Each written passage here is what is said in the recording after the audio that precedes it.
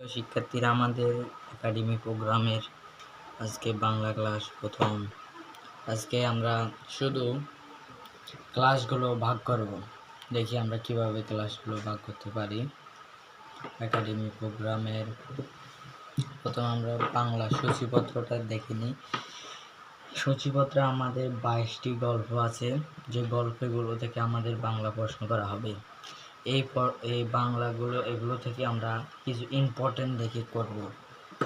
আপাতত আমাদের প্রথমত আজকে থেকে শুরু আজকে আমরা বাংলার স্ক্রিপ্টটা তৈরি করে ফেলি।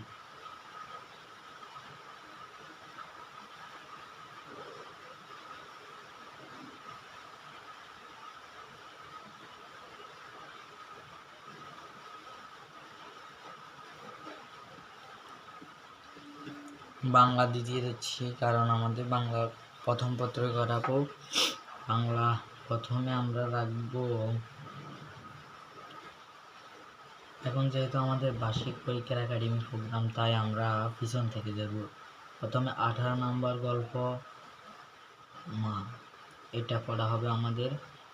এরপরে দ্বিতীয়ত, এটা হচ্ছে ক্রমিক নং, এটা হচ্ছে দ্বিতীয়, এটা তৃতীয়, আর এটা হচ্ছে চতুর্থ। এখান দিয়ে আমাদের বাংলা প্রথম, আমাদের বাংলা প্রথমে চলবে 4 দিন, 4টা ক্লাস, তাহলে 18। তারপর আমাদের হবে 20 বীর পুরুষ। এরপরে আমাদের হবে কাজলা দিদি 16 নাম্বার।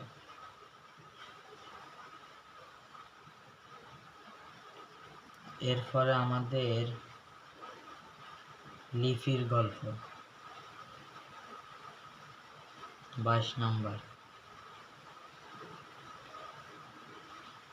এই সাইডটা আজকের ক্লাসে হবে। ওকে, আজকে আমরা কতটুকু করতে পারি দেখি। এই সাইডটা হবে, এই সাইডটা পর্যন্ত আমরা আজকে চালাবো, দেখি কি করি আমরা।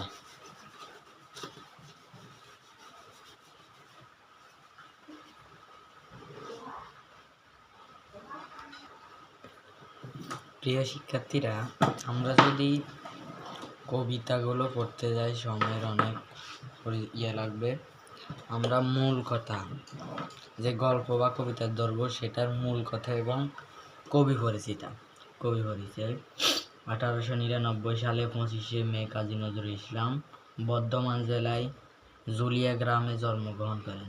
তিনি একবারে কবির গল্প গ্রন্থি, সংবাদ, প্রশস্ত গীতাঞ্জলি, গীতিসঙ্গীত, গল্প এবং নবযুগ, ধূমকেতু সহ আরও অনেক পত্রিকার সম্পাদক ছিলেন। মা কবিতাটি ঝিঙ্গে ফুল কাব্যগ্রন্থ থেকে নেওয়া, এটা ইম্পর্টেন্ট লাইন নেওয়া হয়েছে। বাংলাদেশে জাতীয় কবি, বিদ্রোহী কবি হচ্ছে কাজী নজরুল ইসলাম। 1976 সাল খ্রিস্টাব্দে 29শে মে 29শে আগস্ট ঢাকা তিনি মৃত্যুবরণ করেন। এটা হচ্ছে কবি পরিচয়।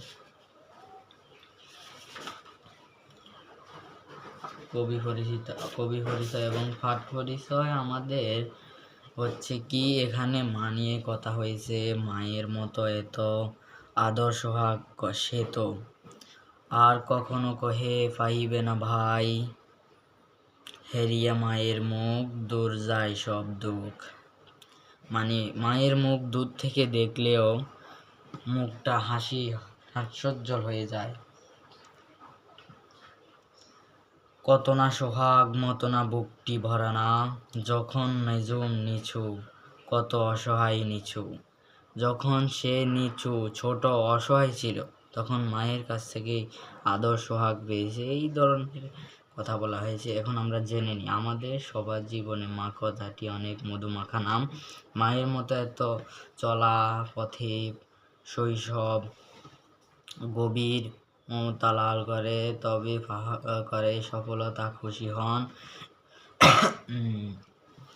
আচ্ছা, মানে বলা হয়েছে আমাদের সফলতা আমাদের মায় খুশি হন, আমাদের দুঃখে তিনি থাকেন। আর এগুলো তোমরা পড়ে নিবে, এগুলো ইম্পর্টেন্ট আছে। আমরা গাইড থেকে প্রশ্ন দেব, মা থেকে। তারপরে আজকের ক্লাসের আমাদের দ্বিতীয়টা হলো কাজলা দিদি গল্পটি যতীন্দ্রমোহন বাগচি লিখেছেন। এই গল্পটির মেন কথা হচ্ছে বাঁশবাগানে। এটি আমরা প্রথমে যতীন্দ্রমোহন বাগচি তার কবি পরিচিতিটা পড়ব। কবি পরিচিতি পড়ার পর আমাদের এখান থেকে আসার মতো কিছু ইম্পর্টেন্ট প্রশ্ন নেব। এই দেখো, 1878 সালে 27শে নভেম্বর যতীন্দ্রমোহন বাগচি নদিয়া জেলায় জন্মগ্রহণ করেন। নদিয়া জেলায়। কাজলা দিদি গল্পটি কাব্যমঞ্চল, বন্ধুর দান ইত্যাদি কাব্যগ্রন্থ থেকে দেওয়া। কাব্যমঞ্চল থেকে নেওয়া হয়েছে। 1848 সালে 1 ফেব্রুয়ারি তিনি মৃত্যুবরণ করেন। এগুলো জানে রাখা ভালো। তারপরে হচ্ছে পাঠ পরিচিতি। ছোটবেলা বোনটি সারাক্ষণের সাথে কাজলা দিদি। তিনি চিরদিনের জন্য তাদের ছেড়ে চলে গেলেন। তা সে বোঝে না। সে প্রতি মুহূর্তে সে কাজলা দিদির জন্য অপেক্ষা করে থাকে। সে কোথায় কিভাবে আসবে, এই ধরনের কথা বলা হয়েছে। পাঠ পরিচিতি আর কবি পরিচিতি জেনে যাওয়ার পরে তোমরা শুধু এই প্রশ্নগুলো পড়ে নেবে। এইভাবেই রুটিন করে পড়ে নেওয়ার ফলে তোমাদের বাংলা সাবজেক্টটি অতি সহজে শেষ হবে। বইয়ের কবিতাগুলো প্রথম 1 মাসের মধ্যে, আমরা এবারে একটু হিসাব করি। বইয়ের কবিতাগুলো 1 মাস শুধু বইয়ের কবিতা, গল্প এগুলো পড়ার পরে যখন এটা শেষ, এই পাঠটা শেষ, তখন তোমরা অন্য পাঠে চলে যাবে। এরপরে তোমরা কী করবে, গাইড ধরে ইম্পর্টেন্ট প্রশ্নগুলো দাগিয়ে ফেলবে এবং প্রতিদিন অন্তত 5টা করে পড়ার ফলে তোমার গড়ে মাসে এবার কয়টা দাঁড়ায়, এভাবে তুমি পড়লে হয়ে যাবে। কেমন? ওকে, আজকের ক্লাস এখানেই শেষ।